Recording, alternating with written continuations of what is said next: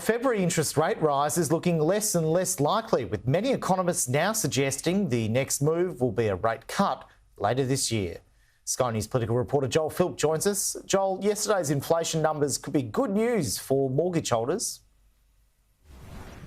That's right, Simon. Look, we've just learned that in the month of October, the annual inflation rate was actually lower than the cash rate, the official cash rate being 4.35%, and the annual inflation rate coming in at 4.3%. Economists had predicted it to be 4.4. It fell, the annual inflation rate from the month prior, which was at 4.9. So a big fall there, and now we're seeing some predictions about when rate cuts will arrive. The prediction, according to the ASX rate tracker, is that we are now at the peak, and those cuts should be coming in August. A full quarter percentage point cut there to a cash rate of 4.1%. January 2025, another one is all but priced in, and we don't see a third cash rate cut till after June of 2025, where one is not quite priced in there just yet. The Prime Minister is taking credit for this surprise downside that we've seen to inflation. Take a listen.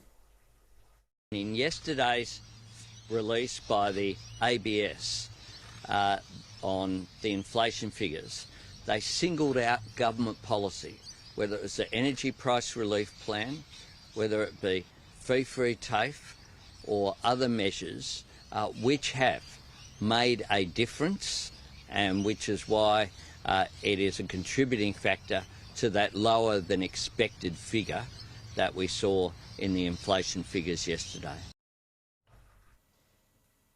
Now, the government is pursuing levers to try to pull down inflation further, including considering making a code of conduct in the grocery and food industries mandatory. Now, the supermarkets are being investigated by a review conducted by a former Labor minister, Craig Emerson, and this idea of a mandatory code of conduct is being welcomed. It's also good that the government and Craig Emerson doing the review are seriously considering making it compulsory.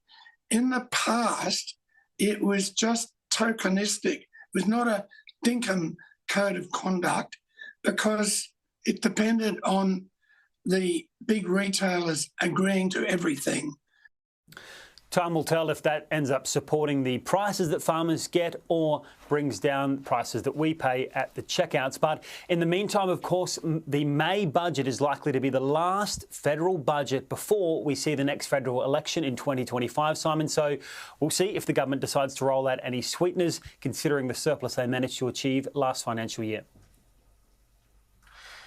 Might be a fait accompli come budget time. Joel, thanks so much.